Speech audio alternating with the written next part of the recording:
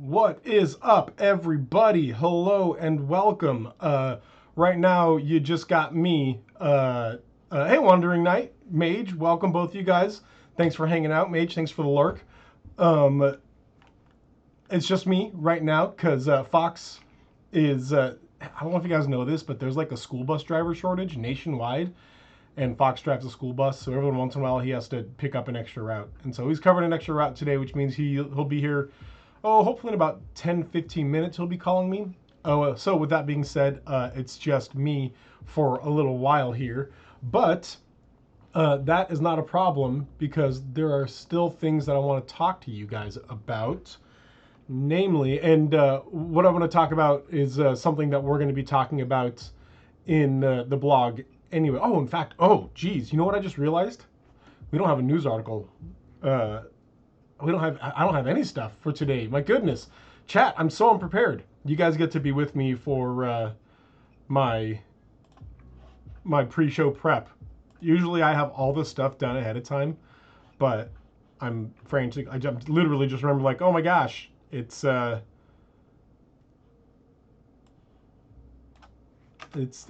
and I have done it bad. Is really what I'm saying here. Okay, hold on. Man, I don't even have the chat up. Hang on. Let me at least pull this up so I can see the people talking to us. Well, okay. So first things first, let me go and list the things I've been up to that we're going to be talking about later. So I do want to talk about Sweet Tooth. Season 2 came out recently, and it was very good. What else have I been up to that I want to talk about? Oh, right. Tears of the Kingdom. Obviously. I think Fox and I will both be talking about that. And then I feel like there was something else that I wanted to talk about specifically, but I can't remember what. Dang it. What else have I been up to, chat? I haven't watched any movies lately. I already talked about the book I've been reading. I'll have to think of something later in a bit. That's okay. So we need a news article now. So what we do here is we just sort of Google gaming news. Usually I come across one anyway. Like I'll just be like, oh man, as I'm browsing through the news, like Google has cultivated a news list for me, and usually I browse it, but I oh no.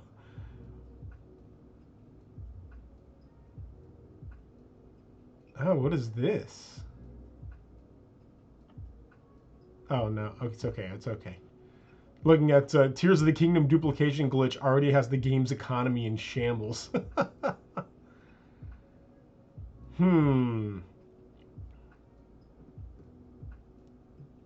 Overwatch 2 struggling. Let's see.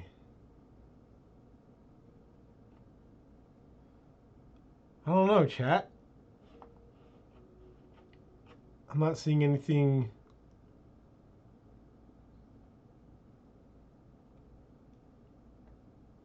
Ooh. Is this?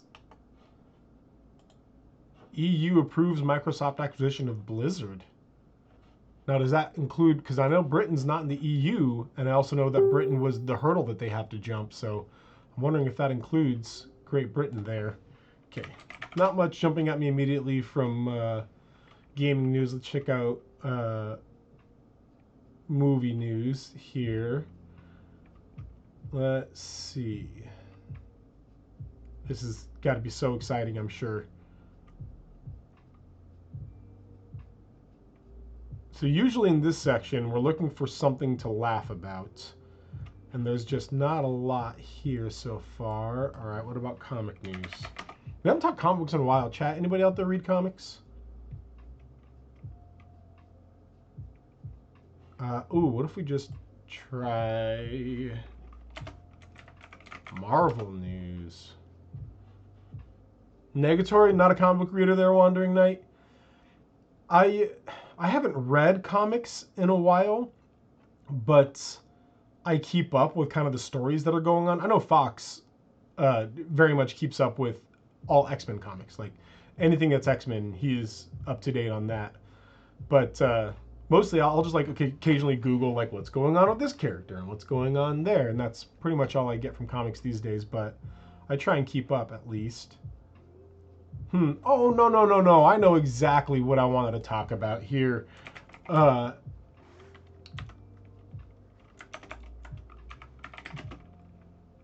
Oh man, I'm gonna make this our intro article. Actually, I don't know if you guys knew this. PETA. Here it is. If you don't know PETA, I know we have some overseas folks here. People for the Ethical Treatment of Animals is an organization, and they're kind of silly. Is the reality? Like, they've become a joke in and of themselves because of the way that they try and approach their goals. They often go overboard, and like even people who agree with them, even people who like stand for the ethical treatment of animals, will often be like, "Hey y'all, not this. This ain't it. This ain't it, PETA." They recently, Fox isn't here, right? Yeah.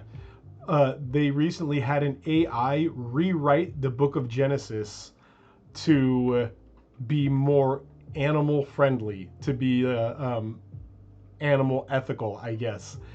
And so we can talk about what other parts of the Bible should AI Right, I know, right, Mage? The cringe. And this is what they do, man. Like, that is PETA in and of itself is just cringe. Like, so much of what they do is cringe. And I'm actually going to be writing a blog about this for SafePoint, because what's really funny about this, funny's not the right word, what's really odd about this to me is that people see this and they chuckle and they laugh, but if they ever tried to do this with the Quran, they would get in so much trouble for it. Like, it would be, they would be done. They'd be canceled immediately. If they tried to do this with like Wiccan text or whatever, like any other spiritual belief or religion, they would immediately get canceled for it. But Christianity is an all go, like totally go. In fact, what I think is a little ironic here that they don't realize, I bet you they don't realize this, is that this isn't just against Christianity, this is also against Judaism and Islam, because yeah, the double standard is so real, right? It's so real. But Genesis is an all Abrahamic religion book, so Islam and Judaism and Christianity all fit within this, and this was like a blanket, you know, a blanket insult across the board here, and so I'm wondering how people are going to react to this. But again, we're here to have fun. We're here to joke. So maybe Fox and I can pitch back and forth what other parts of the Bible should AI rewrite, and we'll see how that goes. Again, all in good fun, always fun. Okay, so there's that one. Now the question is, oh no, I want to keep that open. So what should be my article that I want to talk about? Double standard is so real. Bible will always be on this side of it too. Yeah. Although what I will say is that part of it is the fault of us American Christians and what we have allowed culture in general to think about us. Like, we have presented ourselves in such a way that people think that we are almost a cringe joke, and a lot of times we are. Like, a lot of times we become a cringe joke because of the way we act. And when I say we, I mean American Christian culture. This may not be you, listener, out there specifically. I hope it's not me specifically, but I do firmly believe that everybody who believes that Jesus is the Son of God and accepts him as Lord and Savior is a Christian. And there are a lot of people who believe that do some pretty cringe things still. So, I mean, we as American Christians could not agree more. A lot of the fault lies at our feet for sure. Yeah, Mage. And so it's both ways. Like, yes, it's a huge double standard, but also they want to do this because of the way that so many American Christians have presented ourselves. So yeah. Okay, with that being said, though, I still need a news article of my own here. So, you know what? My phone is the one that has like the good, specific, cultivated news articles here. So let's see. Get out of here.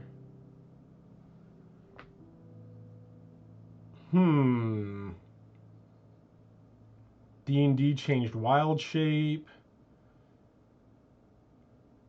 Let's see. Oh, is Mario Brothers coming to streaming soon?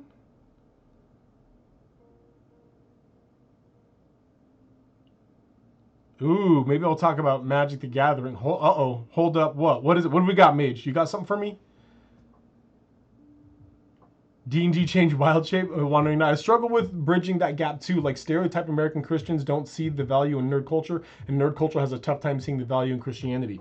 Dude, and that's a huge part of what nerd cultural missions like SafePoint and Love Thy Nerd and Geeks Under Grace and Satellite Gaming, like all of these groups, like strive to have this goal.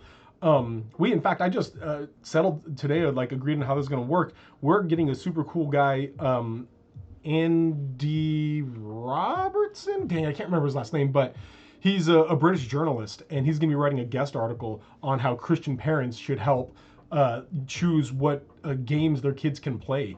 And so it's going to be like our goal. Like we really, really want to help start bridging exactly that gap. Wondering, like for sure.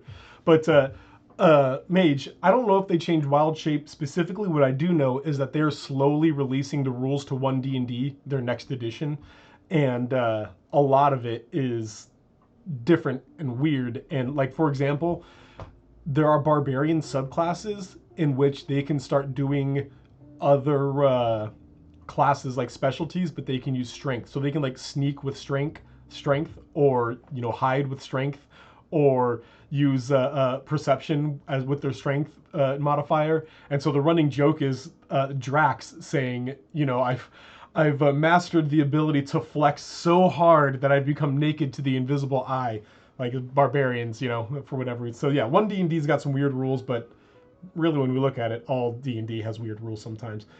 You know what? I think a conversation about MTG Aftermath might be good. You guys play Magic the Gathering at all in their chat? Anybody out there? Oh yeah, Mage at CI. That's right, dude. Y'all do the CI stuff. That's what we are all about at Christian Influence 2, releasing the value and bridging the gap between nerd culture and the church. 100%, yeah. Wandering Knight playing MTG as of last fall. That's cool, dude. I'm glad you're playing. I love the game. It's way fun. Yeah, Crooked Alligator, Magic the Gathering. Yeah, baby. Here's the tough part, though, man. It's a rough time to get in because... oh, wait, come on. There are some...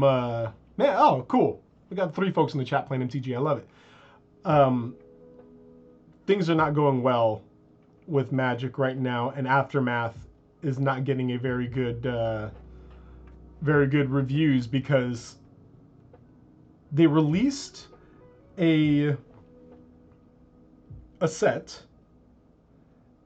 March of the Machine, and then a month later they essentially released a smaller set, a supplemental set called March of the Machine Aftermath. And their idea here is that it continues the story. Here's the aftermath of the story, but I would say, coming from somebody who works at a game store, I would say half at best of the MTG community actually pay attention to the story that's going on. I don't know, you in chat, you guys say you all play. Do you pay attention to the story at all? It's Wandering Knight. Isn't like a half set, just don't understand how they thought that would work. I know, right? Mage, 1D&D is so weird for real. I'm actually looking at jumping ship on D&D soon, taking my players with me to Dungeon Coach on YouTube. Has a really cool system that works called DC20 RPG, hopefully for it being good. Mage, I recently was introduced to Pathfinder 2.0. It's good, y'all. Pathfinder 2.0 is good, y'all. It's fun. I enjoy it a lot. But Wandering Knight, not into the story. Crooked Alligator, not into the story. Mage CI, zero clue of the story. The only knowledge I have of the story is from people who come in the store who know about the story talking about it. I don't pay attention, firsthand at all. So anyway, where's Fox? Fox should be here soon. Hopefully Fox will be here soon. We get the podcast started because now I want to talk. Oh, he says ready when you are. How long ago was that? That was like 10 minutes ago. Dang it, Fox. My bad. So I'll call Fox here in a second. But so they released this supplemental thing. Hang on. Mr. Call. Dang it. For whatever reason, just sometimes my my Discord doesn't ring. They released the thing, and then they released the supplement to it, which is just like the story, but extra cards a month later. And now they want people to buy booster boxes and more booster packs. But on top of this, the booster boxes and booster packs are smaller. They're almost the same price. They're like $1 cheaper, but they're like half the size. And they want people to go out and be buying this stuff. And it's like, what? Why? Like, why on earth would people want to be doing this? It's bonkers. Mage DC 20 RPG seems to be a beautiful marriage of Pathfinder 2.0 and 5th edition, plus a ton of unique stuff on its own. Seriously, remake checking out ideas. Yeah, 100%. The Adventure Zone. I don't know if y'all watch the Adventure Zone, but that's why is Fox not connecting? The Adventure Zone is a podcast, and what is it? Why can't, oh wait, there he is. Okay, hang on. Hey, we can hear you, and that means that you guys get to see our new overlay as well, which we got. Woohoo! There it is. Although, oh, hang on, I gotta. Let me go ahead. I gotta move your screen here. Oh, if it covers me up, that's okay. Fox is here, chat. Yay! I've arrived. So I saw that you actually tried to call me a while back, and for whatever reason, Discord didn't ring at all at me. Huh. Mage says, Wizards of the Coast is cringe now too, for real. Just squeezing money out of their customers left and right and all their properties and not following it up with acceptable products. It's so true, man. I have been looking into a lot of Wizards of the Coast alternatives these days, Pathfinder for tabletop RPGs, as well as Powered by the Apocalypse, which is a good one. Crooked Alligator says he loves you, Fox. It's Chris. Oh, thanks, Crooked Alligator. And hang on, I'm gonna turn this down a little bit. And Lorcana. I am hyped for Lorcana, chat. Like, man, that is a game that it looks simple but super fun. It also looks like one that I could play with my kids really easily. And then people are like across the board hyped about it, meaning that it's going to be valuable. Because I work at a game store, I'm able to like get some first pick on it. So I'm actually buying a case of it, and I'm going to put a box or two away just to lay off to the side forever. So, yeah. Okay. Hey, Fox. Yo. You ready to do a podcast since we can get started here right off the bat? I believe so. Cool. So, Mage, have you not heard of Lorcana? Lorcana is a Disney-based TCG, a trading card game. I am a huge Disney nerd. I love Disney. Oh, a friend of mine just gave me a gift, by the way. You can see it right here, chat. It's Madame Leota from Haunted Mansion. So I'm really excited about her being here. So, yeah, but it looks super fun. It's right. I don't know if you can see it. It's right here. It's pretty small. It's actually big, but it's just way back on my shelf. Well, you got a busy background there. Yeah.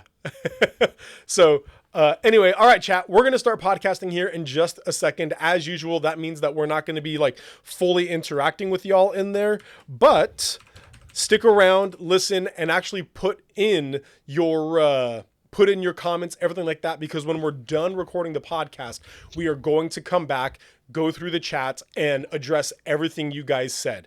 So go ahead and stick around. comment as if we would respond.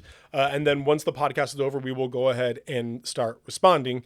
With that being said, I also did something cool here. It'll be a little bit of a surprise. So, Fox, why don't you give us the pre-intro, and then I'm going to push a button here. Ooh, a button. Go ahead. Let's see. I have written after conceding defeat, where does Xbox go from here? That's what I have written. So, or do we want to put it a little bit? You know what? I'll wing it. All right, I'll make go it ahead. Quick. I believe in you.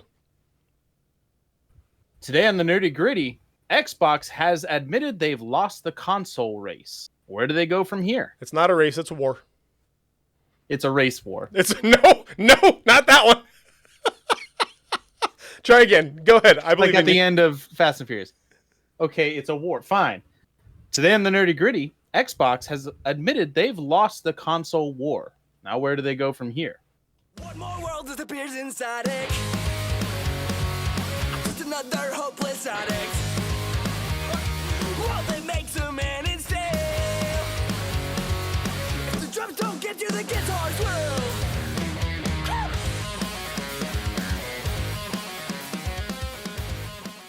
Hello, everybody, and welcome back to the Nerdy Gritty, where we delve deep into the details of pop culture. I'm Dez, and I'm sorry, but I've lost. Just in every way. That's it. In general, I have lost. I'm a loser. I'm Fox, and I'm so sorry that we make really bad games. Hey. Ouch. Yeah. We're gonna get to that, but we'll get to that. We'll get to it. That's part of what he talked about. But yes, yeah, we'll get to there. I have no control over that, as I'm merely the lowly head of the company. I only run literally everything. Hey, Fox, we've been talking about AI. You know that. We've been talking about great Steven Spielberg movie. Right, 100%. That one's I've never seen it. That's not. That's not Haley Joel Osment. Haley Joel Osment. Okay, there was one with Robin Williams. I can't remember that one though. Anyway, oh yeah, you're thinking Bicentennial Man. That's right. So AI. We've been talking about AI, and people have been using AI to do a lot of different things. True. You know who's entered the arena in using ChatGPT? Who? PETA. PETA has entered the arena. Interesting. Try and guess right now. What did PETA do with AI? I mean, the simple thing would be like they asked AI, AI bots if harming animals was good, and then I don't know, like what. I'm sure they did something a lot more whack than that, though. Just a lot more ridiculous. Oh yeah. They like to make a splash, and most of the time it just kind of falls flat. No, actually, PETA had ChatGPT rewrite the Book of Genesis to be more ethical to animals. Because what does that accomplish? What is that? What? Why? What does that accomplish? Because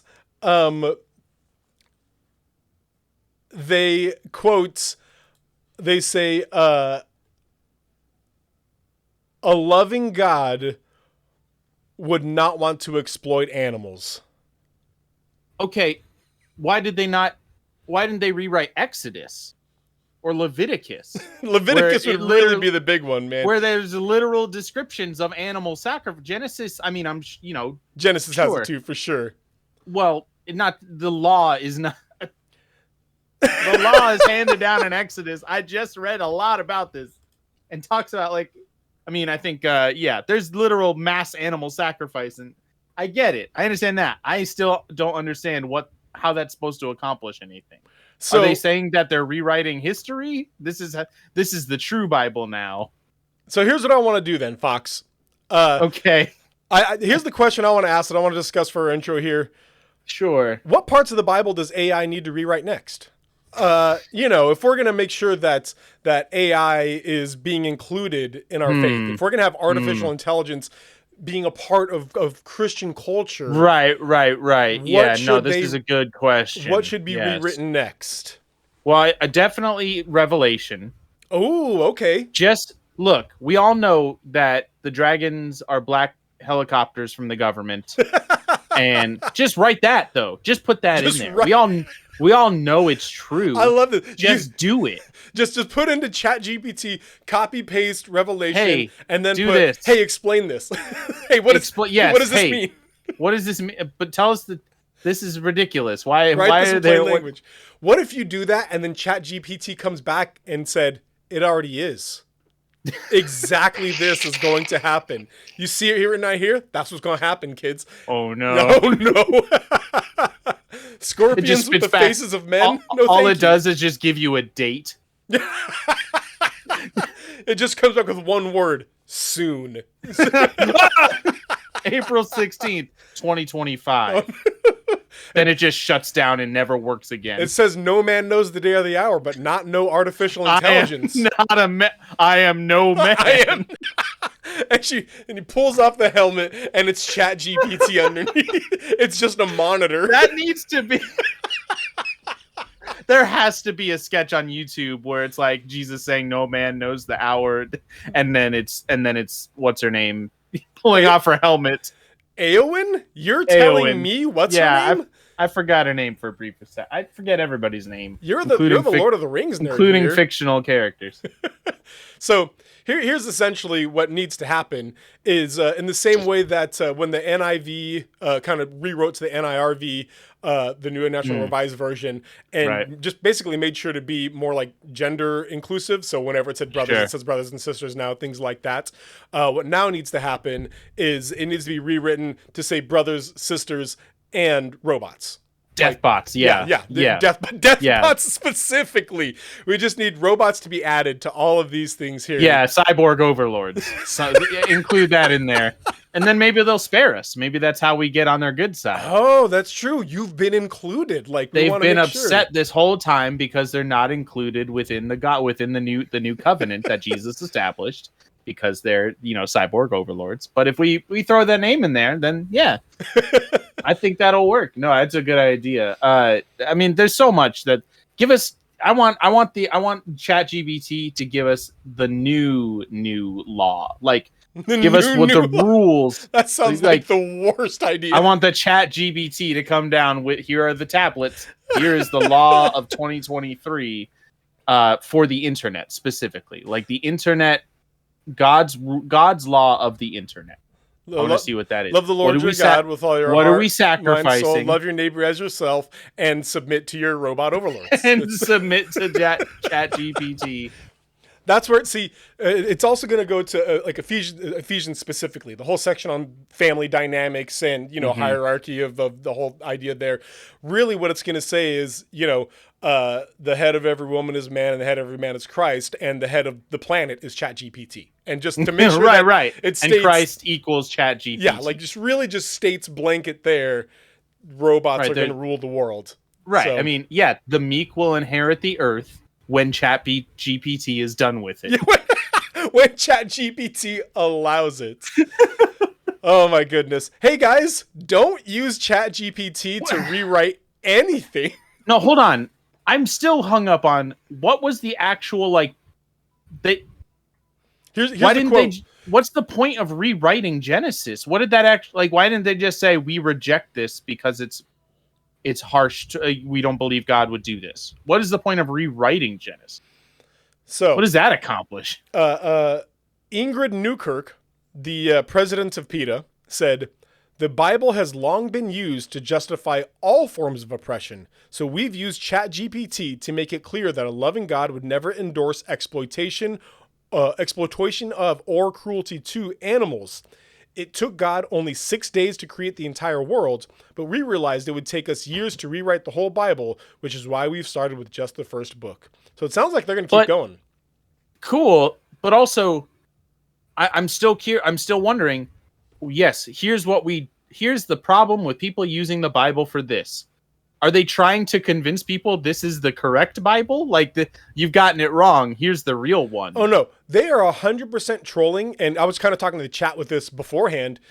they're trolling, and they, as in classic PETA form, they don't understand the level of cringe they just hit. Like, Yeah. they really don't fathom the fact they thought they're like poking, haha, take that, Christians.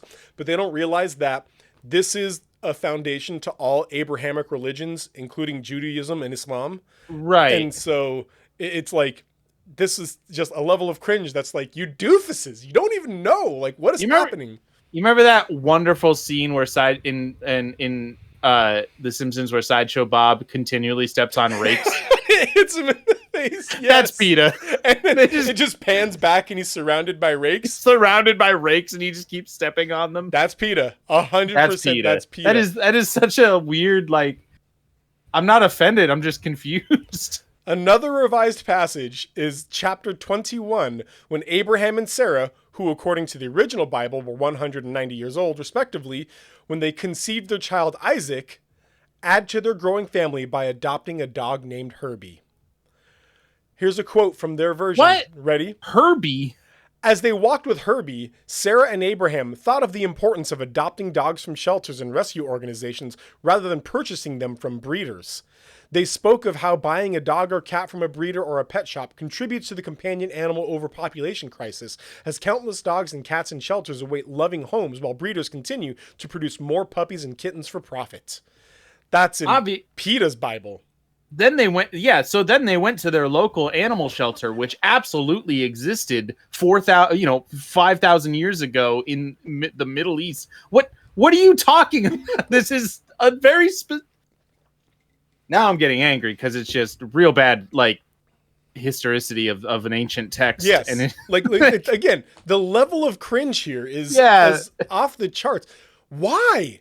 It seems really weird. That they will Let's move on, because I don't want to get so upset about this. PETA lives in the there's no such thing as bad press. That's really what it is. That's absolutely true. That's where PETA lives, for sure. They always look forward to the next Pokemon because they consider that the game Pokemon to also be animal cruelty, despite it being a video game and not real life. And these things don't exist. So well, yeah, and also I don't think people playing Pokemon are also like, dog fighting is good. Like, there's not a 1-for-1. It's the same thing as saying playing Call of Duty makes you a mass shooter. Like, right. It's the same exact thing. It's just a different context, and it's equally stupid. All right. What else is going on in the world of news, Fox? Oh, man. A whole lot, and I'm definitely not just vamping so that I can find something real quick, because I totally remembered to find something. See, it's Maybe funny. You should go first. I will. I'm glad that you were late because I used the pre-show to find these articles. I had forgotten as well, and I was like, oh no. So I'm like flying through everywhere. No, I have a .esports article here. MTG Aftermath singles plummet in price. Booster boxes remain overvalued. So, I don't know if you've heard of March of the Machine, the newest set from... Yeah, I heard the name. Came out a month ago. Magic has decided to release what's called a supplemental set called March of the Machine Aftermath that has released a month after March of the Machine, has its own booster boxes, its own booster packs, its own everything, bundles, everything. It doesn't sound supplemental. It just sounds like another set. But everything is half the size. So booster packs have like 8 cards in them, maybe less.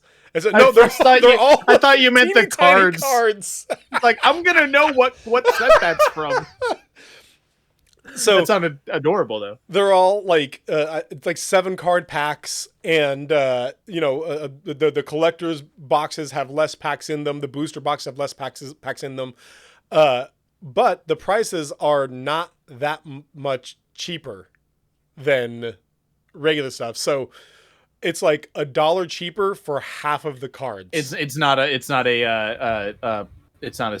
same percentage, right? Which is not shocking. And so their goal is money, which is understandable, but also it's shameless. Get this.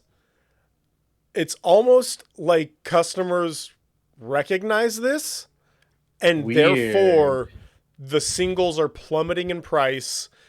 People are not really buying it in our store. we didn't do a pre-release, we didn't do any tournaments, we didn't do anything, and not that many people are really buying it. Like this whole set is kind of becoming just another thing for people to point at and say, Wizards, guys, stop. You have to stop. Like we see what's happening. We know what's happening. Yeah, they continue to just ignore the cultural response. Yes, exactly that. They wholeheartedly just ignore the fact that fans are saying, we don't want this. Stop it. Even when they're making less and less money per set, they still are not changing their tactics or whatever else. There has to be some kind of weird. Maybe there's like they're being like blackmailed by somebody very rich or somebody very powerful. Joe Biden for sure is saying you will release ChatGPT. this many cards for reasons, or I will.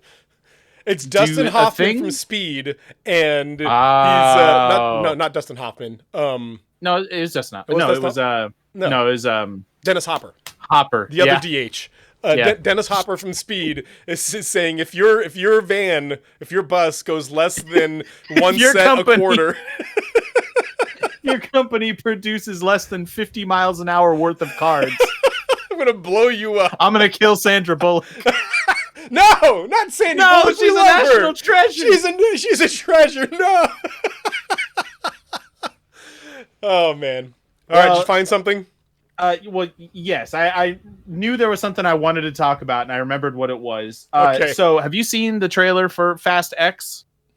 Unfortunately, the new Fast and Furious? Yes. Yeah, it looks excellent, right? Like it looks really exactly great. as good as the other ones. I'm really excited for the start of the so this is the ending of the series itself, which has had 10 movies so far, technically, if we include the spin-off, Hobbs and Shaw. Well, this is Fast X Part 1, which has been known to be a 2-part finale for a long time. Which, by the way, they did not go, as you have been saying for years, they did not go with fast 10-year seatbelts. I didn't come up with that joke. I can't claim to come up with that, but no, I really wish they really missed an opportunity. It's right there. At least put it in the trailer or something, or in the have Vin Diesel look at the camera, or somebody look at the camera and say Fast 10 seatbelts. And then, well, it turns out here's an article from Vulture who has a great headline. Vin Diesel threatens us with a Fast X trilogy. Oh no. Threatens us. It seems very possible. It might have already been confirmed or not. I don't think it's actually been confirmed, but it's very possible that this will actually be a trilogy of movies to end the series. Jason Momoa is going to be at this point though, it makes sense. It's a big family. Vin Diesel has a big family. Really, and if Jason Momoa is going to take family, if Jason Momoa is going to take them all down, not Jason Momoa, then he's going to need he's going to need 3 whole movies to do it. I just see the Michael Jordan meme of stop it, get help. This is exactly Magic the Gathering though, in as much as, but they're still making money. Well, way better. They're still making money though. Guys, this is something about Fox that I will never not point at. Sure. He does not ironically enjoy these movies. I really enjoy watching them. He really enjoys the Fast and the Furious films. I really enjoy watching them. I don't think I've ever said they're actually good movies. Maybe I've pretended, but they are not good movies. They are really enjoyable, action movies that are. They're okay. Look, we can play this game because I like these the same way you like the Resident Evil movies. Yes, but I don't go to the Portland International Film Festival and tote myself as what is that? No. I'm sorry. I have to hold myself to one type of movie. I'm not allowed to watch more than one. If you go to the Portland International, if you go to any film festivals, you are no longer allowed to enjoy Fast and the Furious. That's got to be written down somewhere. Yeah, somewhere. I think that's in the ChatGPT version of the Bible. ChatGPT Book of Romans is in theirs. Yeah. And then Paul said, "Oh my goodness." All right, hey Fox. Anyway, looking forward to all 3 of them. They're all going to be great. Oh, It's gonna be awesome. my God. I Look, mean, Groot might not be. We might not see Groot ever again. Vin Diesel needs to get some job security here. the first Fast and the Furious movie is brotastic, Yeah, but I loved it back in the day. I Yeah. loved it. I really did. And to the say, big finale was them racing in front of a train to on a say train track, and then in the 9th one they went to space. that it gets like bigger with every consecutive film. Mm-hmm. That's like how? That's Jason starting Momoa at a blows up the 10. Vatican in the trailer for 10.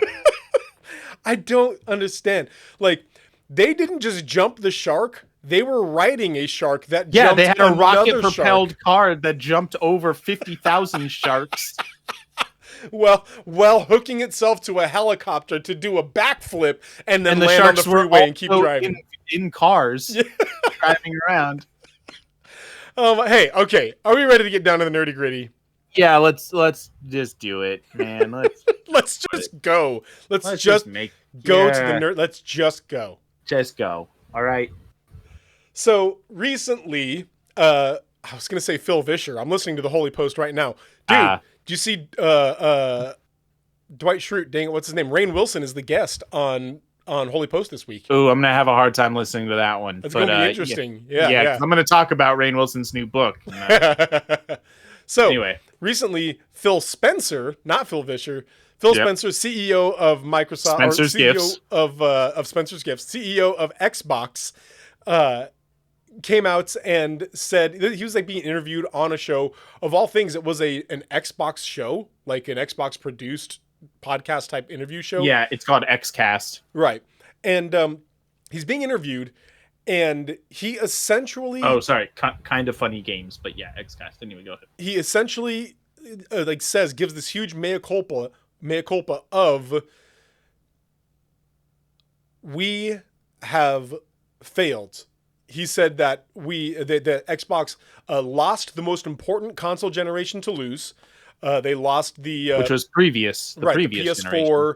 PS4, Xbox Xbox One. Xbox One, which is funny that he says that because they lost every console generation. I mean, they We just lost that one. Dang. And after all the other ones.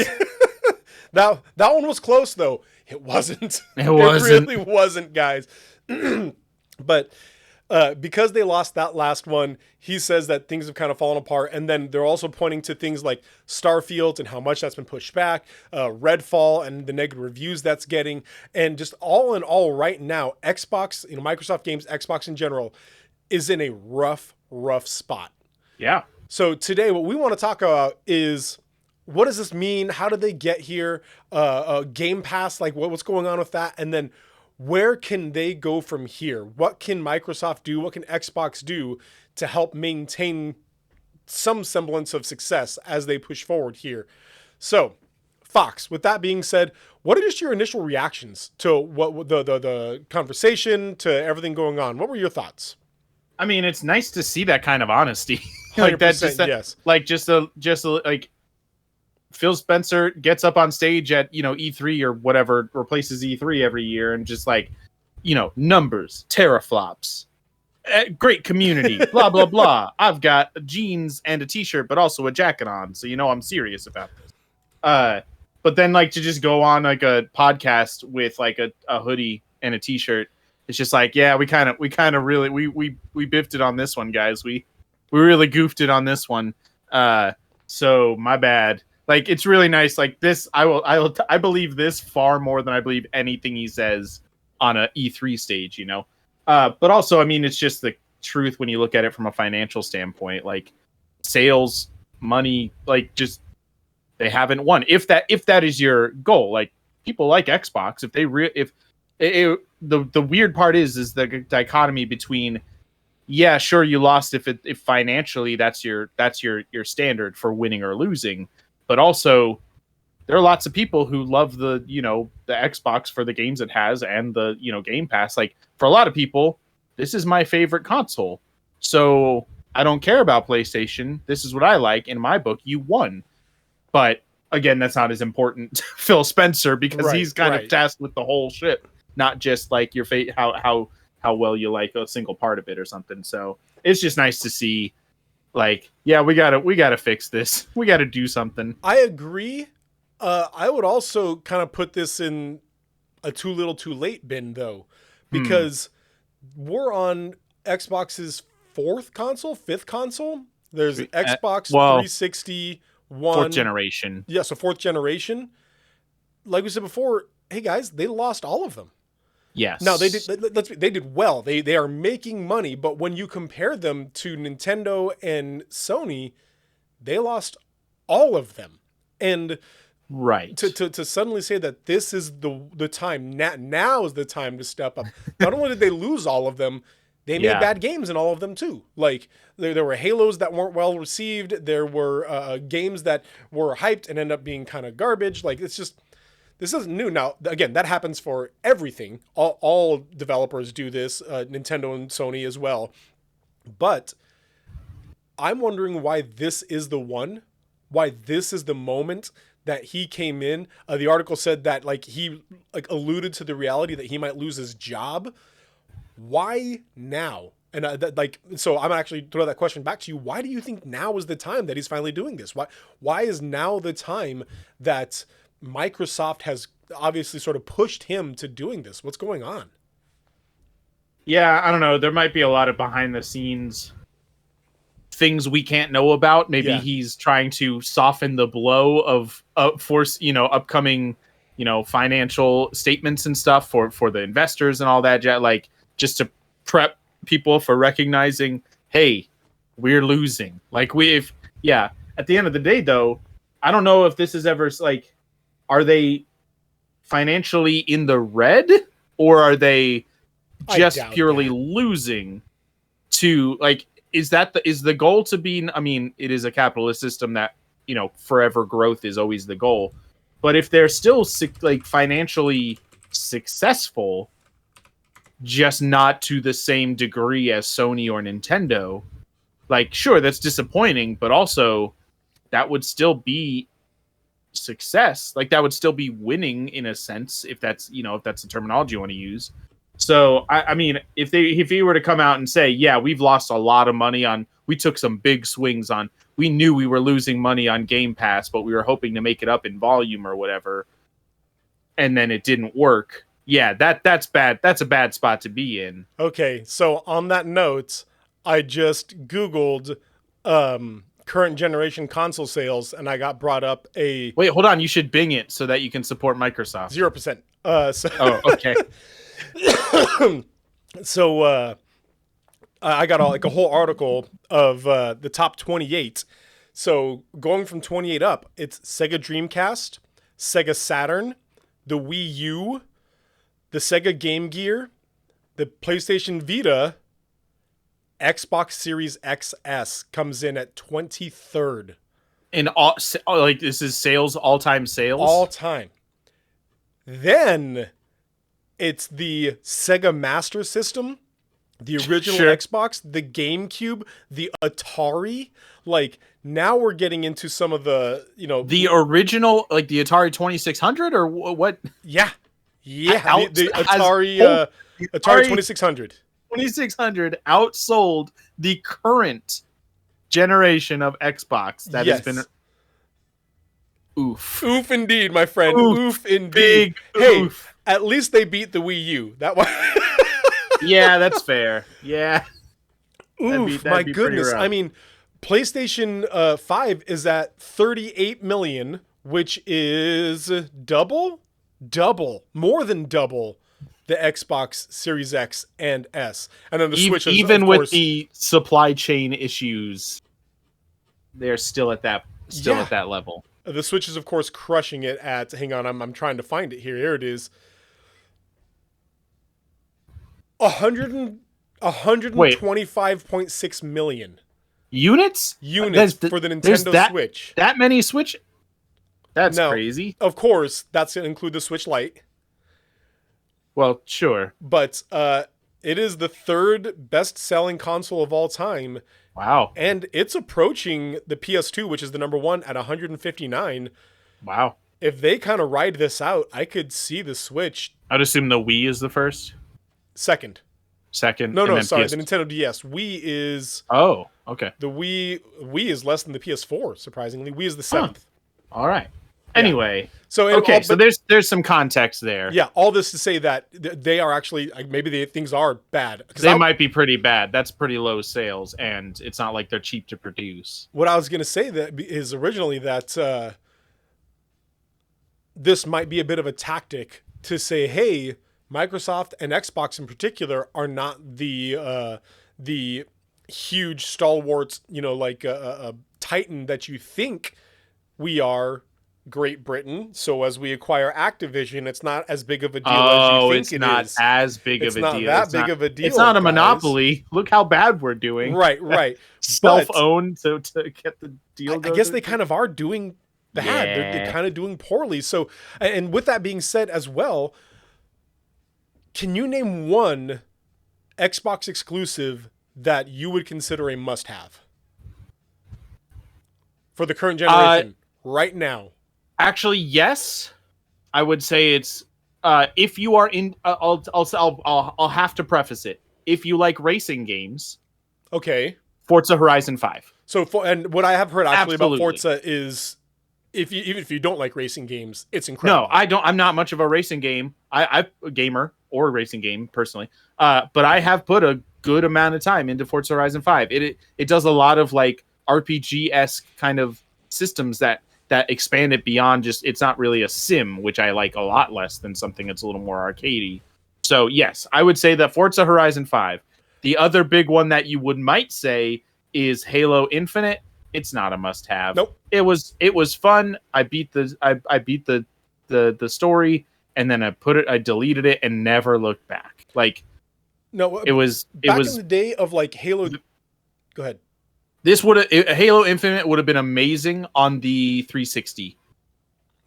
Yeah. Or on maybe on the Xbox One. Back in the day of Halo 2, Halo 3, things like this, or even like the Gears of War 1 and 2, these were console selling games. Yes, These absolutely. were games that you like needed to have in the same way that God of War Ragnarok or The Last of Us, like some of these console selling games are out there. Yeah. Tears of the Kingdom, these which we'll talk about later, I'm sure. But Yeah. there is, I mean, even if you say Forza, as good as it may or may not be, I haven't played it, it's still niche.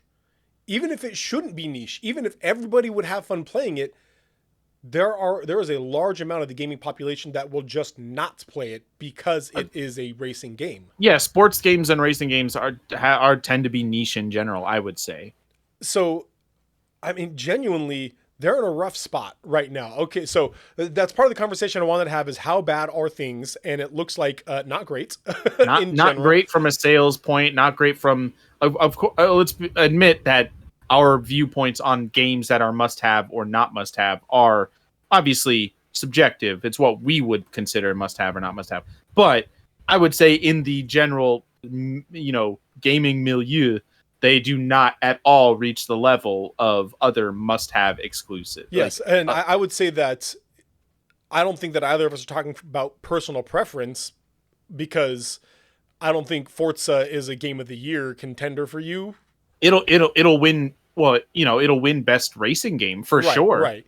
But yeah, it's not going to be in the best. Your favorite game. Like, we're not talking about our personal. We're talking about, again, yeah, like you said, the cultural milieu out there.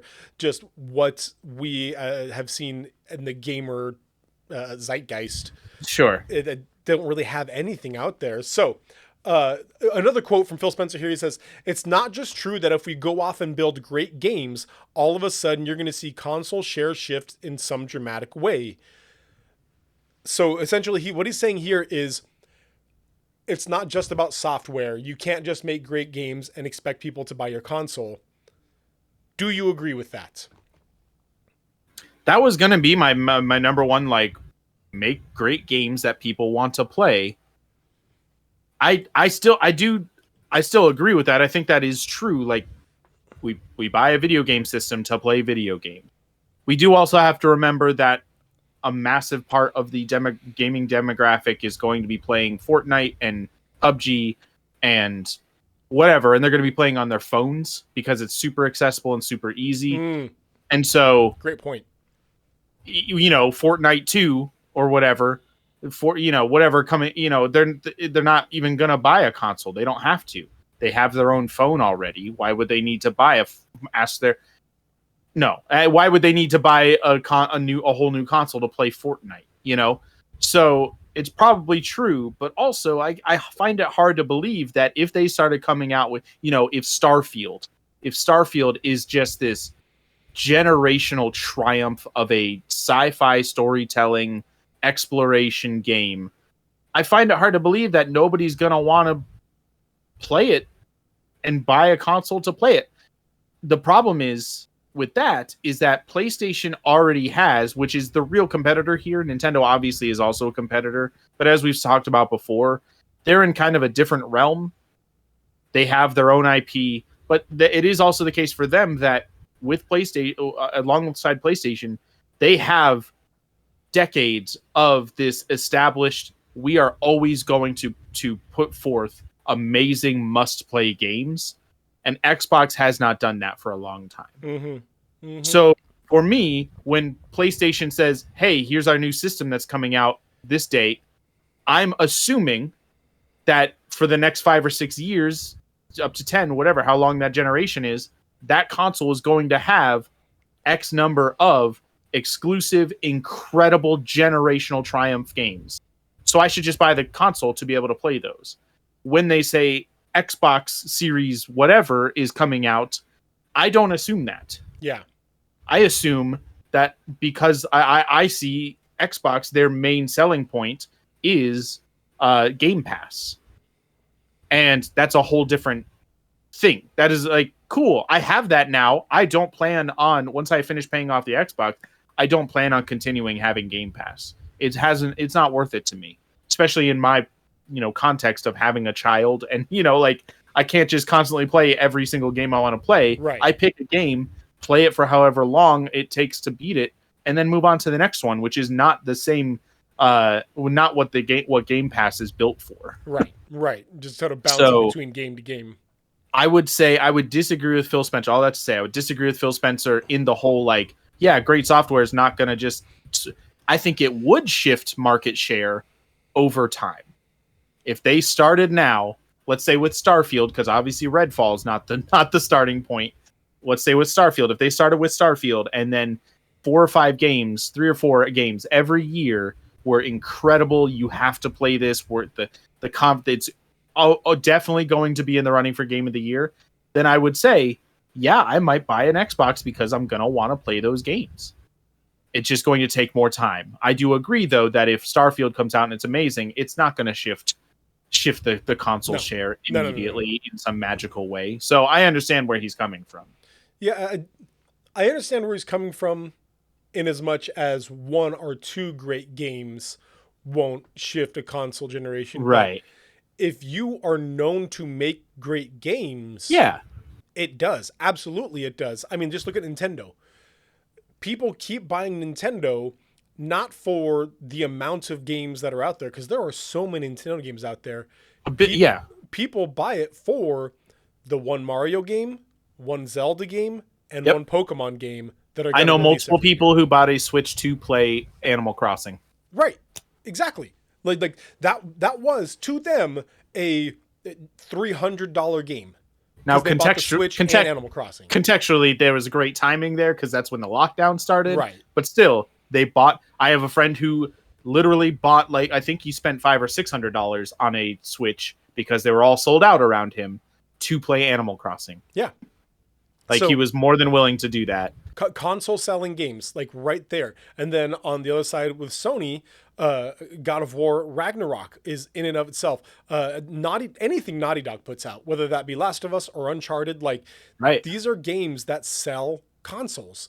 And that people stare at and wonder, is this going to win Game of the Year again? Is it guaranteed? And Microsoft is not in that race either. In the same way they've never really been in the console race, they're not in that race. Nobody's sitting and waiting for the next Microsoft IP that's going to be the next Game of the Year contender, in the same way that they do for either Sony or Nintendo submission. The other problem with Game Pass as your major business model is that's a replicable service. Yeah. I can't come out with my version of Last of Us Part 2 if I'm Xbox. I can make something inspired by it, but it's always, even if it's like pretty good, but people are just going to say, oh, this is just Xbox's Last of Us Part 2. It's not the same. Like it's going to, like, you can't copy the game exactly, obviously. So you're going to have to do your own thing, which is going to require all the same input. But PlayStation can and already has their own version of Game Pass, and it's also great. Like, it's equally good considering the number of games that are available, and like Nintendo has their online stable of games. Like, it's not the same, it's all classic stuff, it's their classic library. When you're Nintendo, that is the draw. That's incredible. And it's $20 a year. Yeah. Like, price wise, it's incredibly cheap comparatively, as well as, yes, now I can play GoldenEye. I mean, I can play GoldenEye on Game Pass also, but I can play all these classic Nintendo games I played when I was X number of years old, before the Xbox even came out, you know? So the problem with Game Pass being your huge selling point is not that Game Pass is bad, it's just that PlayStation can do that too, and they already have. And so now they can't tote it as their system selling point because, well, PlayStation already has that. It really just comes down to, do I want to play the games on your service more than I want to play the games on PlayStation service? And when it comes down to having 300 games on each, it really doesn't matter which one you've subscribed to. There's going to be something you want to play on either one. Right. So again, it's just, there's not really any reason to subscribe to Game Pass, especially if there aren't any incredible exclusives. So it's, it always comes back to very good software, like, because that is what your system is for. Here's a question then. Is Game Pass hurting them? And if so, can they get rid of it? Or is that going to, be even worse than, like, are they in a lose-lose situation right now where if they keep Game Pass going, it continues to hurt them? But then if they take it away, people are all going to get mad at them. Like, what is Game Pass for them right now? Yeah, it was a great idea, and it's still very well executed. There's a lot of games you can play on there. I really, I'm not, like I said, it's not a bad thing. Right. But now, yes, because it's not the same, and they kind of put all their eggs in that basket, aside from a few exclusives that are pretty good at the most, I think overall they need to keep Game Pass and reduce costs elsewhere. I would say that Microsoft's gaming future should just be Game Pass and not Xbox. So let's transition to what can they do next, because that's my answer to this as well. I think if they continue trying to just do the console game, the console war, yes, Game Pass is a lose-lose situation for them. Sure. There's no such thing as a console selling system when you can subscribe for $10, $15 a month and get it on your PC. It's not going to exist. Yeah. But here's the way that I think that they can sort of turn the tide here, and that is to basically remake the Ouya, to go the Microsoft Ouya direction. And which, if you guys don't remember this, was it Amazon that did? I don't think the Ouya was Amazon. Amazon, whatever was the one that was extreme or exclusively streaming games. Right. So they say our next console is not going to be a console. It's basically going to be a small PC that's only designed to play Game Pass games.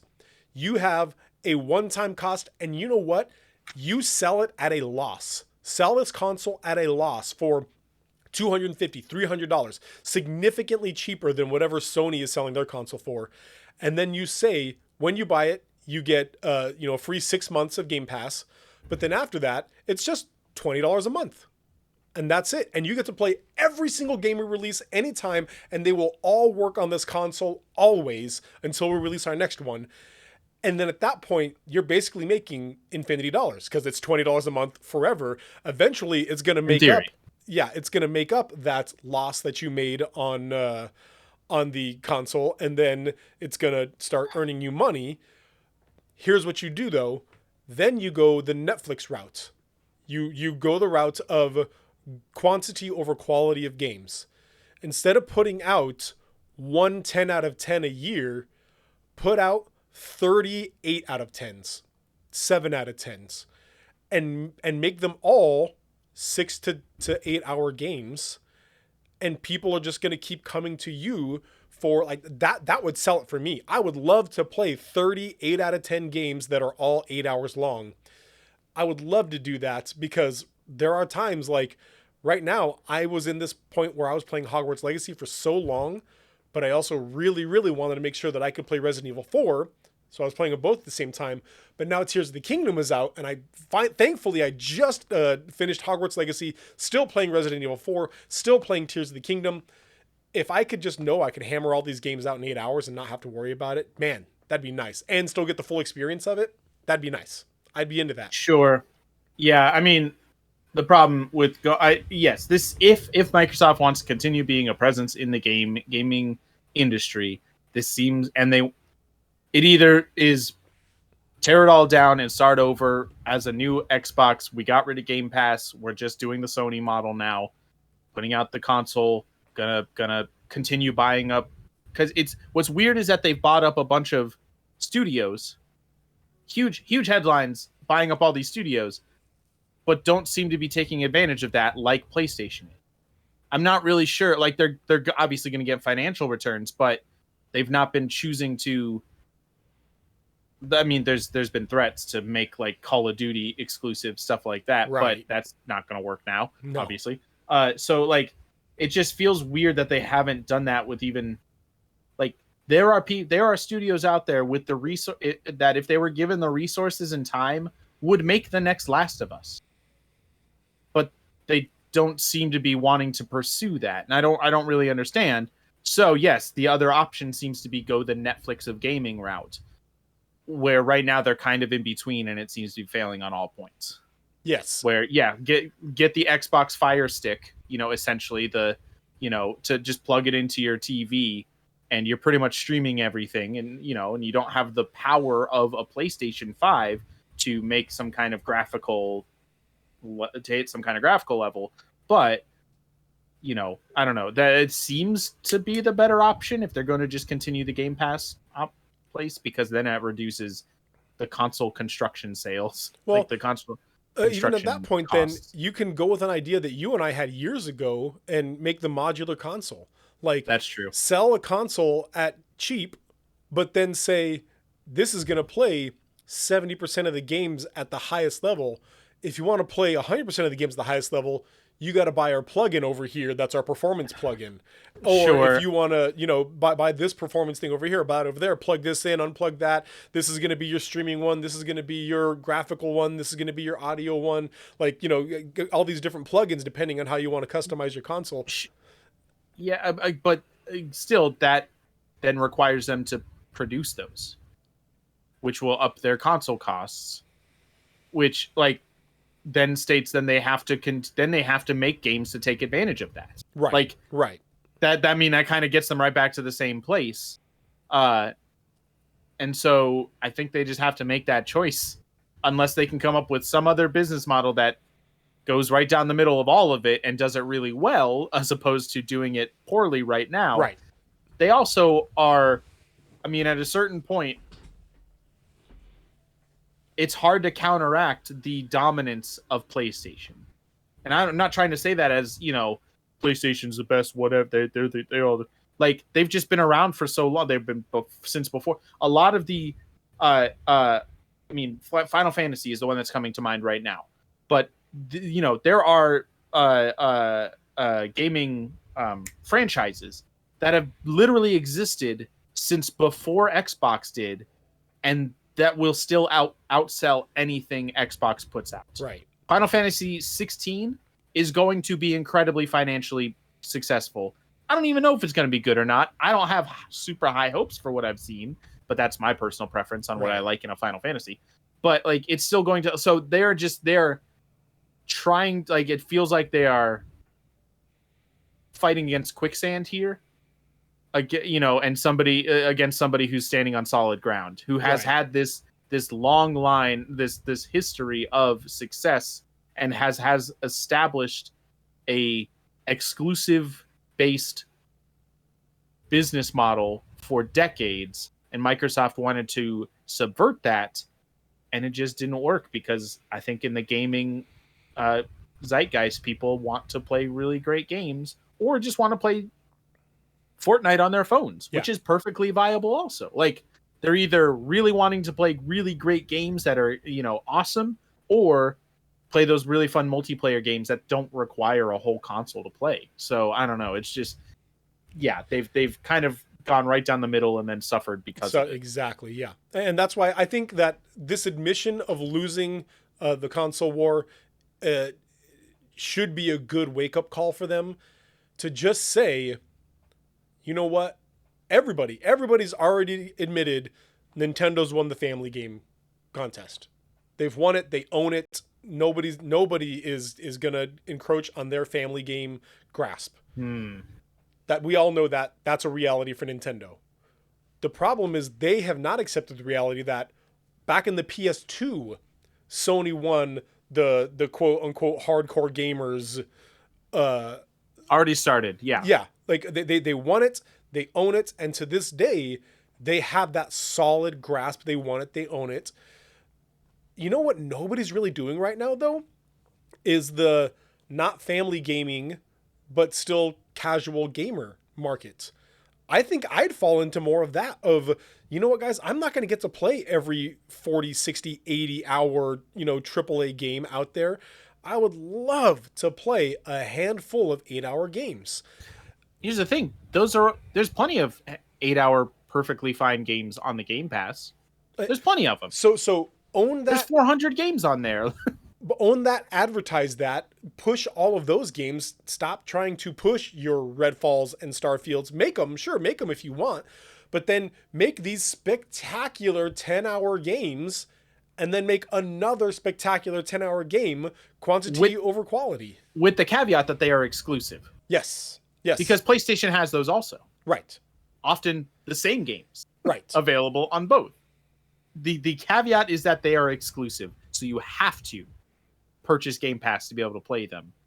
And then the other difficulty is that if Game Pass is on computer still, on PC, why do you need to buy the Xbox? So, yes, they've kind of shot themselves in the foot a little bit with their gaming style of gaming that they've funded, and putting all their Game Pass on PC.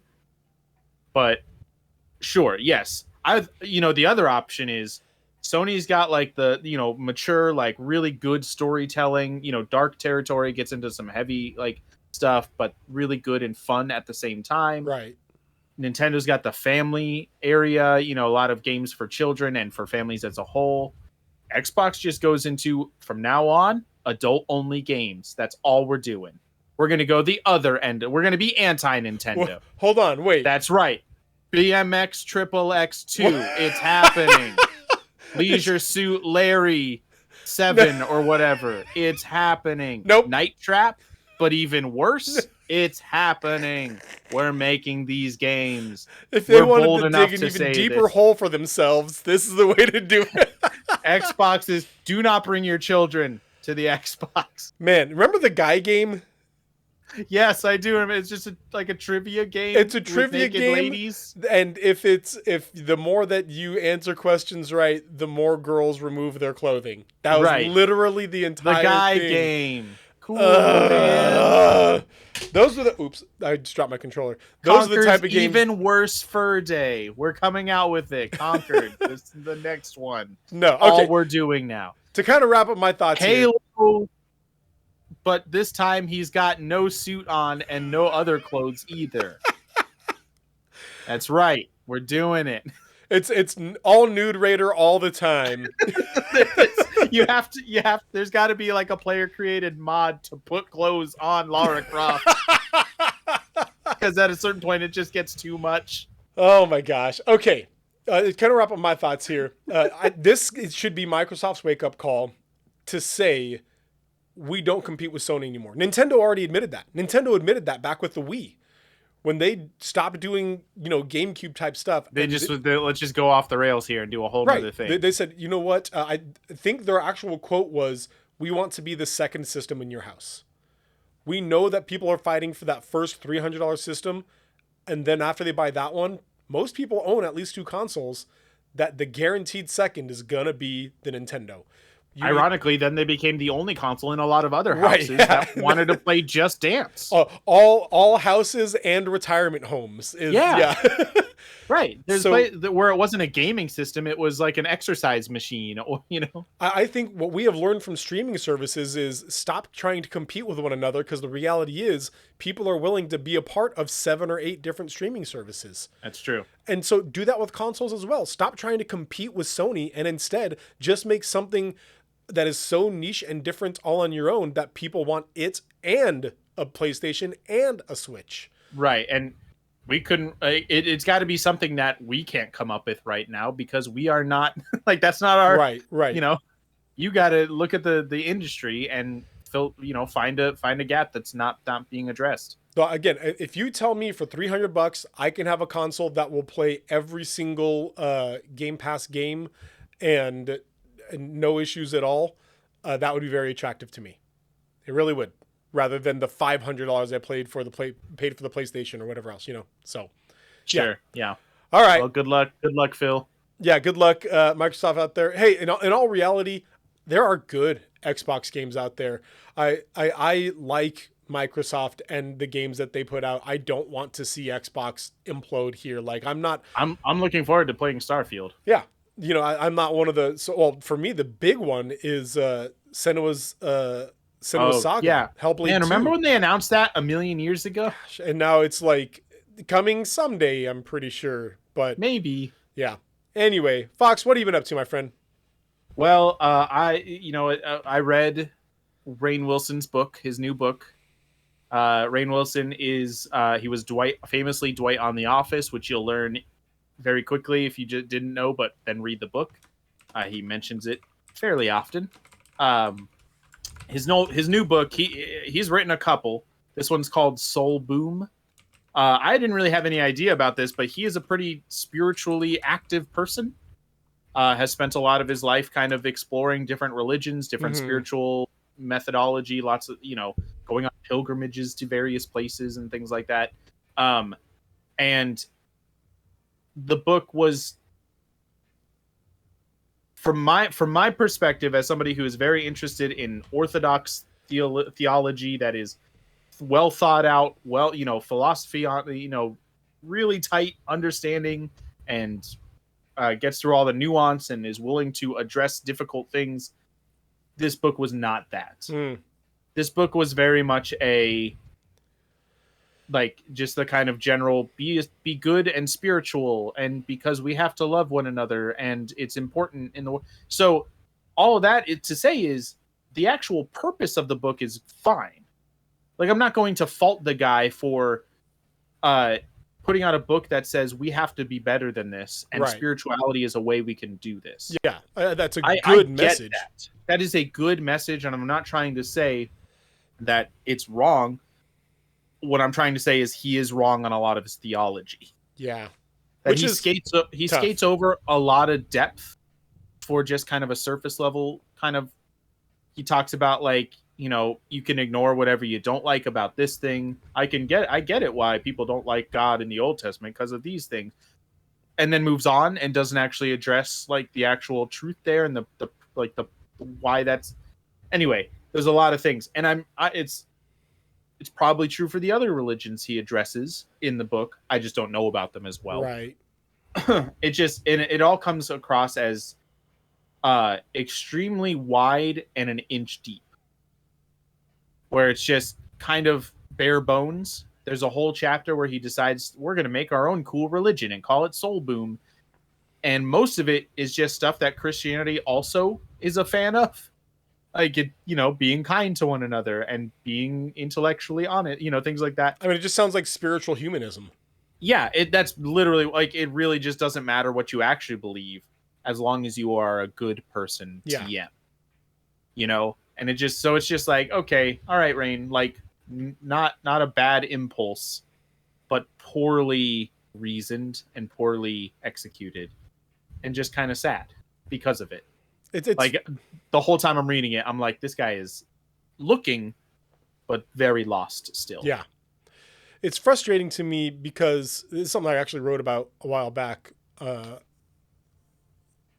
When you say all roads lead to God, when you are of the opinion that every religion is valid in its own way, you are not being tolerant. You are being equally intolerant to all other religions. When you say that Christianity and Judaism and Islam and all of these things are all equally true, that can't be real because we all disagree with each other. You are rejecting reality for niceness. Right, exactly. I would feel way more respected by a devout Muslim to come to me and have that person say, hey man, I understand. I love you. You're great. I deeply disagree with you. Yeah. What you believe. That's what I would expect. I disagree with that. I would feel way more respected than somebody coming to me and be like, no, man, that's great. What you believe is great for you. Good job. I'm sure I'm glad you found something that works for you. Is such a condescending, even if done with from like a nice standpoint. It's just like, no, that's not. You're demeaning everything that I stand for. Right. Yeah. The idea of pluralism is to me equally disrespectful to all other beliefs. True respect comes from the ability to disagree with somebody but still love them. Yeah. And so that's what the book came down to. So it was very frustrating to read, and just made me sad more than it made me angry, because there's nothing to get angry about in it. It's just somebody who's not put a lot of effort into. He wants to understand viewpoints and religions, but not seek truth, and that's sad.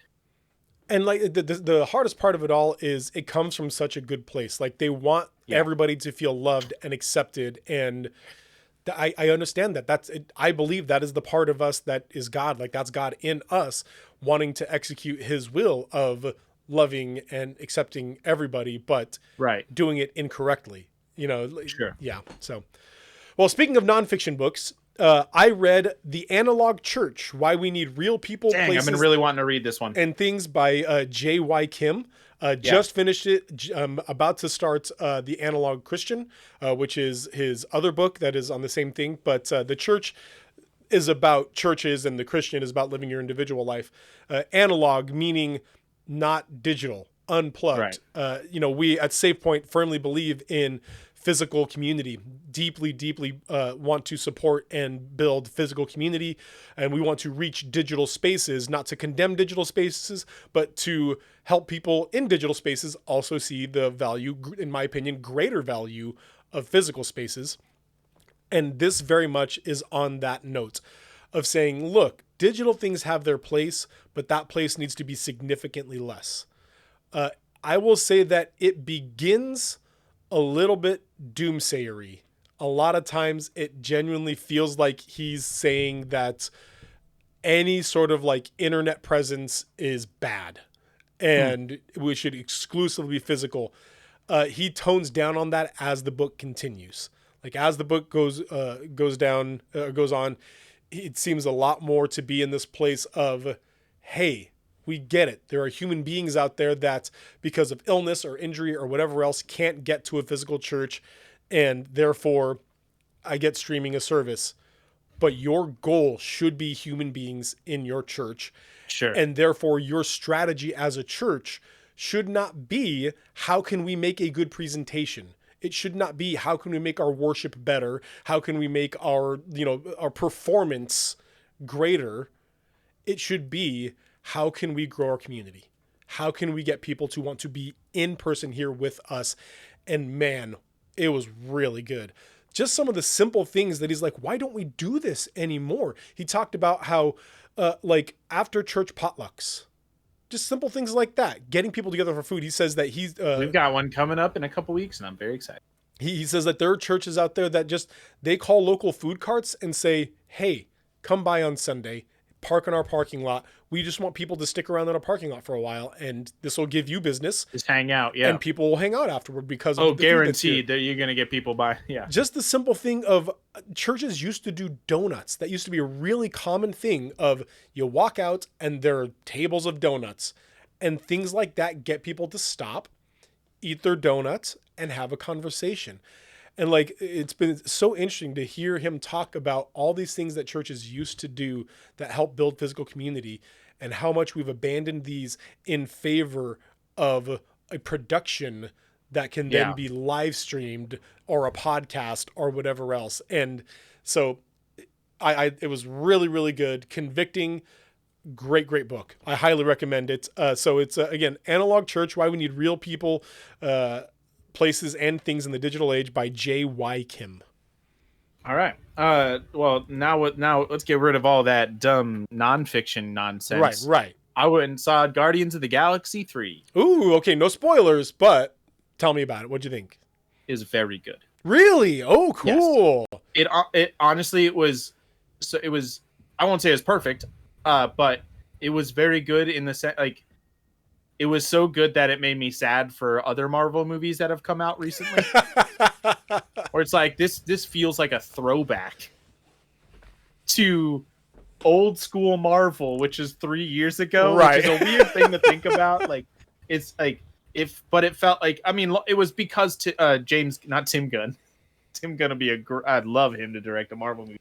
James Gunn is a very good storyteller. He's a very good like writer and knows what's important in a story. You know, and he also has a love for weird misfit characters and bringing them to a place, you know, find their found family, that kind of thing. Which has been the theme of Guardians since the start. But it really hit home in this one. He had a lot of like rocket centric backstory and you know, so it was very good. It also was really weird, like it should be, like Guardians should be. Right. You had like a living organism space station thing. It was gross and also great. Like it very much felt like a James Gunn written thing where it's like, this is gross and weird, but also I genuinely like am feeling, you know, empathy for these characters. Yeah. And so it was a really good conclusion to the Guardians. I don't know if they'll make another movie maybe they will at some point, but this would be very satisfying if there's never another Guardians movie. And if these characters never come back again, this would be a very satisfying ending to all of them. Man, I'm glad to hear that, because Guardians of the Galaxy 2 is one of my least favorite Marvel movies. Oh, really? Yeah. Yeah, it just felt the tone felt very like too wide.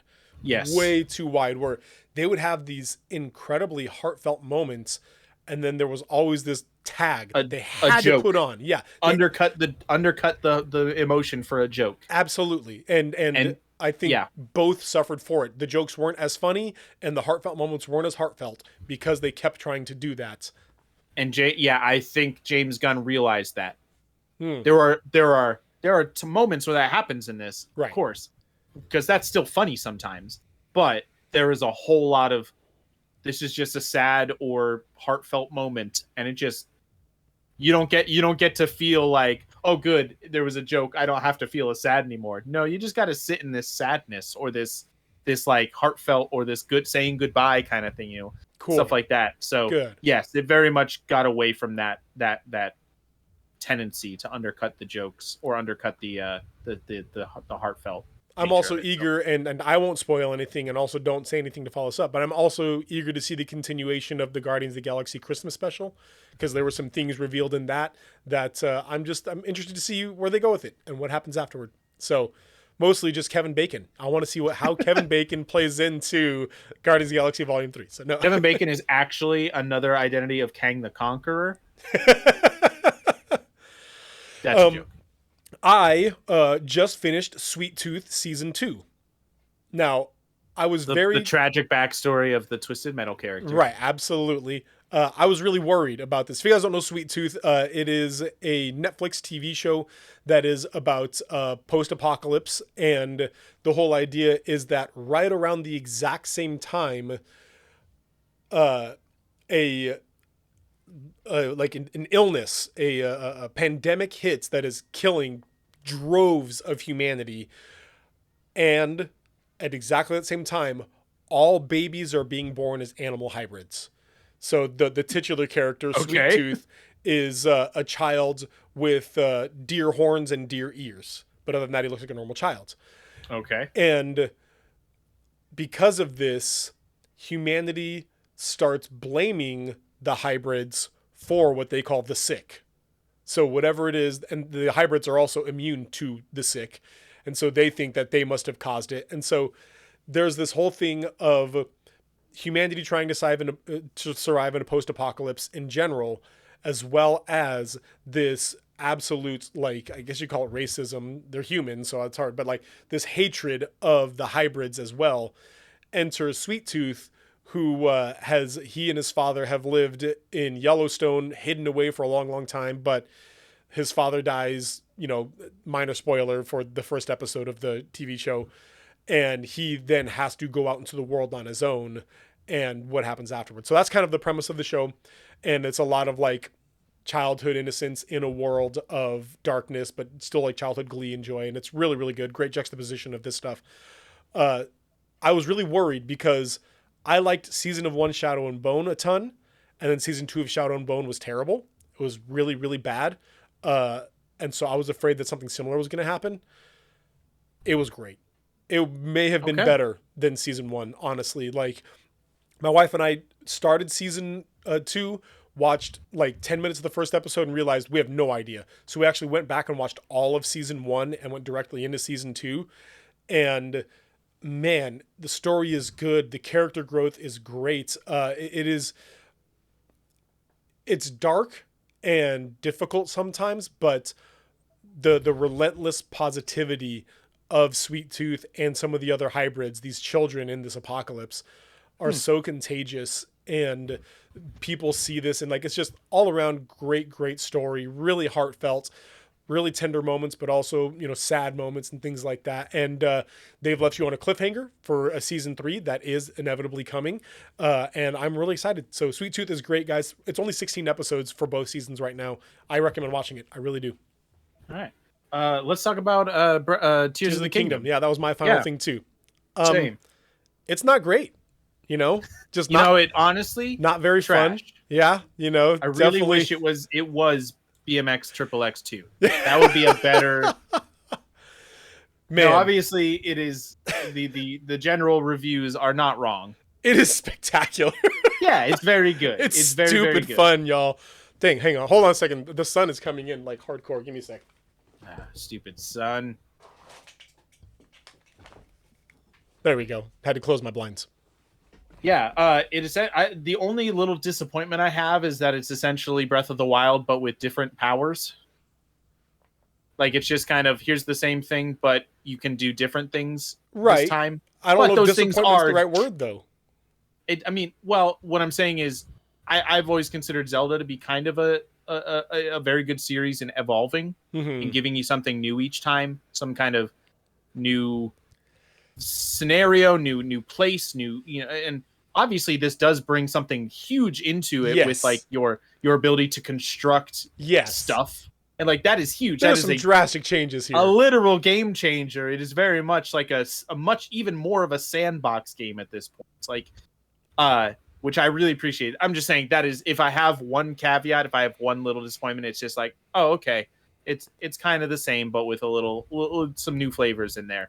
That being said, it is extremely good. I'm still very early. I have not left the first island you land on. It's huge. It takes a while. I'm right there. So I have I streamed getting all of your early abilities, and then off camera, I just went and searched every nook and cranny of this place, defeat the one like optional boss that's there, and then I'm like waiting at the door for my next stream Monday. By the way, come there for Magical Monday, 10 a.m.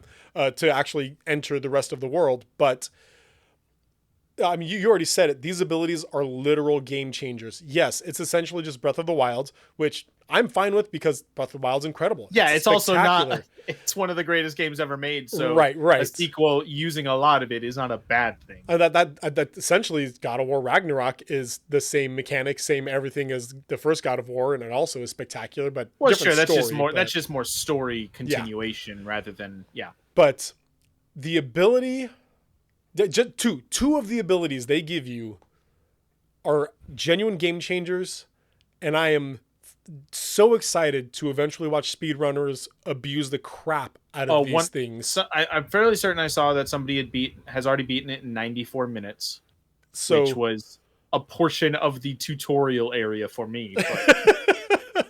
So one of the abilities allows you to glue things together, essentially. Yeah. And so anything that you can pick up, you can stick to something else. And so anything, anywhere, you can just stick this onto that and then pick them both up. And so, like, accidentally is not the right word. Like, I ended up getting to an area where it was freezing cold because I just stuck a bunch of 6 trees together and then set them against the wall and climbed I'm gonna up climb up there. Yeah. And I got up there. But what I ended up doing was skipping this entire path that had a bunch of chilies that you could eat to help protect you from the cold. Yep. And so I was up there like dying, not having any of these things, having to build a fire every 30 feet to finally get where I needed to go. But it's so much fun. So that one, and then the other one is there's an ability to let you go through floors to an area above you. And what the reason to me this is such a major game changer is the world is now entirely 3D to you. It's not just like as much as big and as expansive as Breath of the Wild was, it was still on a flat plane. It may have gone up mountains and down, but it was feet on the ground. This is not that anymore. At the most you're floating down to the ground with your right. This is, you must also look up and wonder if there is an island floating above you, because at any moment you could go through the floor, or maybe you're just in a cave. I got stuck in a cave. How do I get out of here? And then I realized, oh wait, I'm just going to go through the ceiling into the area above me. I have absolutely found caves that there's no way to get out. It's a what's the term? Dead end? No, I forget there's a specific term, but there's the only way to get out is to go vertically with this power. So if you forget that if you haven't used it in a while and kind of forget you have it, I had 30 seconds of what am I trapped? What am I? Oubliette is the term. Oh right. And just fly straight up and swim through the earth up to the surface. I am waiting for somebody to find that one spot that you can actually go upward to an area you're not supposed to be to for 20 hours into the game, and then glue together 83 things that creates this catapult that catapults you into this no glitch speed run of abusing the crap out of these abilities. Yeah, I'm so excited for that. That's the thing. When you say you're not supposed to be there, they have created a world where, with very few exceptions, there's no such thing. Right.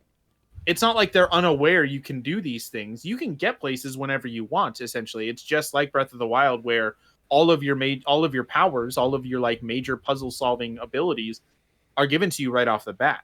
So then I really love that, there's obviously very directed puzzles in the shrines still, but then also sometimes when you're walking around, you'll just find a dude who's holding a thing, and then what you're supposed to do, and then you just got to figure out how you want to solve it. Yeah.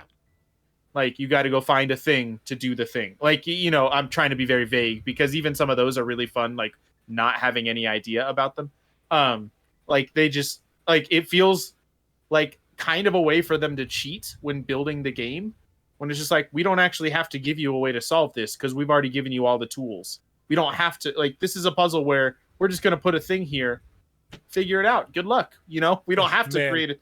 We don't have to create a specific solution because we've already given you 1,000 general solutions.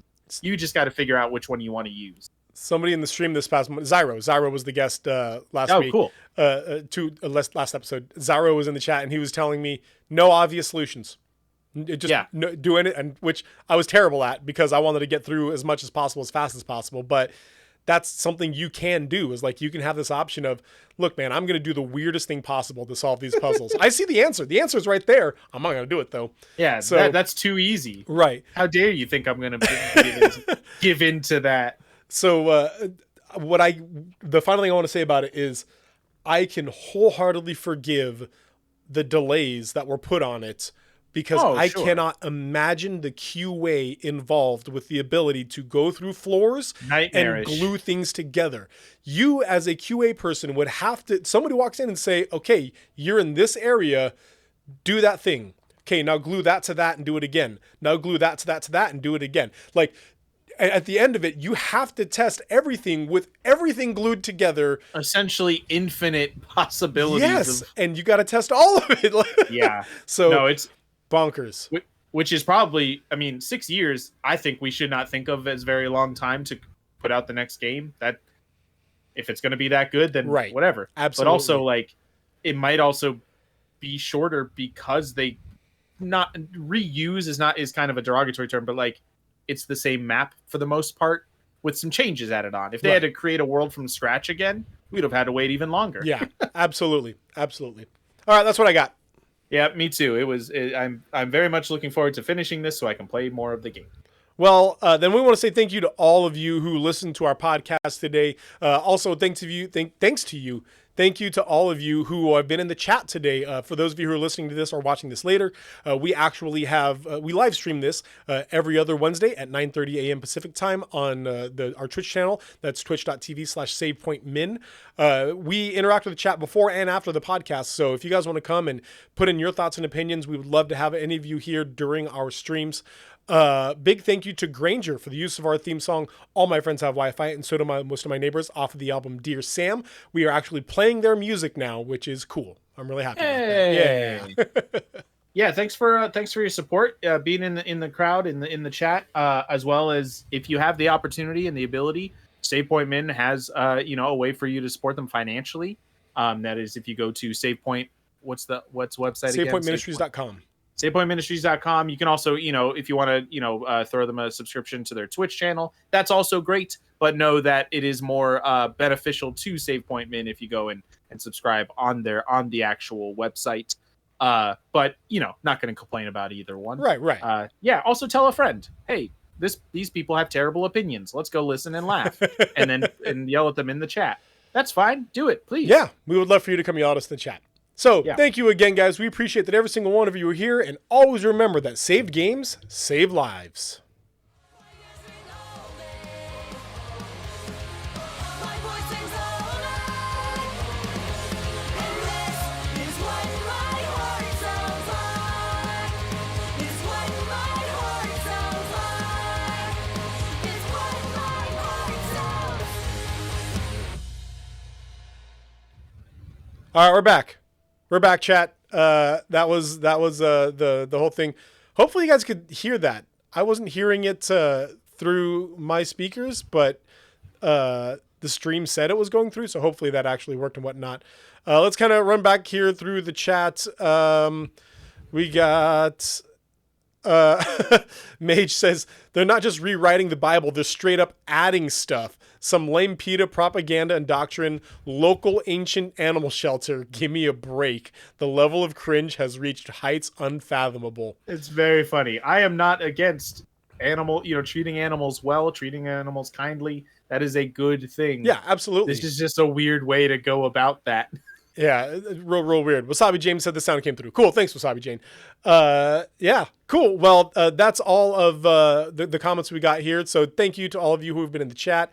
If you guys have any thoughts on the Xbox or Microsoft or whatever else, feel free to let us know. Also, this is going to be on the VOD later, so you can go comment on that too. You can, which reminds me, I got all these commands. I need to use these more often.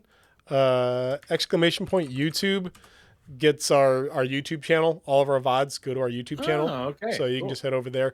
Yeah, Fox, you got any final thoughts, my friend? I don't. I wanted you to say something mock profound. The way you started that, sometimes Never eat breadsticks in a hot tub. disagree. Well, then we're going to go ahead and head out, you guys. Thank you so much to all of you who've been here in our chat today. Thanks for listening. We appreciate that every single one of you were here today, but always remember there's a church out there that would love it if you were there with them. Thank you again, guys. We'll see you next time. Bye.